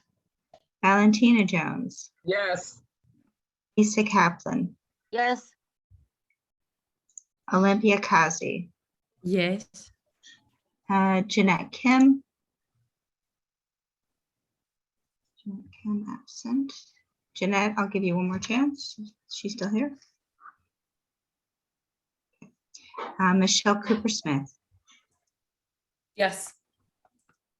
May Lee. Yes. Okay, Wendy Lee, we have her. Alicia Lewis Coleman.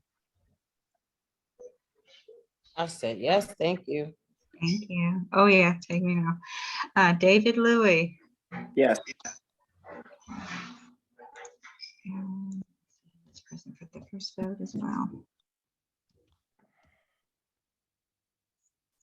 Laura Lugo. Yes. Thank you. Ellen Luo. Michael Marino. Yes, yes. Michael Perlis. Yes. Thank you. Paul Rangel. Yes. Damaris Reyes. Yes. Richard Ropiak. Yes. Thomas Rosa. Yes. Robin Chattel. Yes. Heidi Schmidt. Yes. Okay, Larissa Shaneberg, yes. Anisha Stevens. Yes. Sandra Struther. Yes. Daniel Tarnow. Sorry. Yes, present not voting on Park 6. I work for the Parks Department.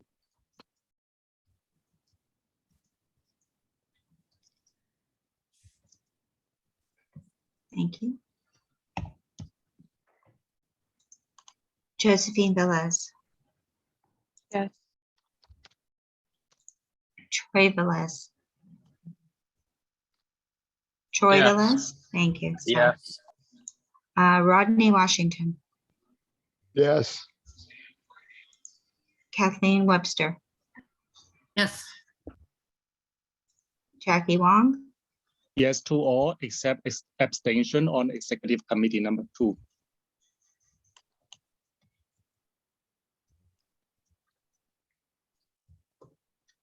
So for on committee, can you repeat for executive committee number 2?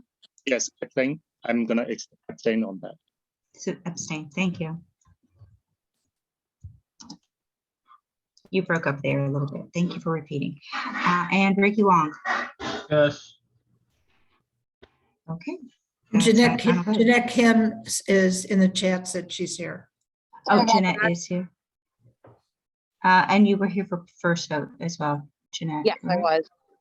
Okay, thank you. I will update that. I've got you, Jeanette. Thank you. Thank you, Larissa. It's 8:32. Motion to adjourn. This is not always gonna be like this quick, but today it is. I look forward to seeing everybody in April, and we are adjourned.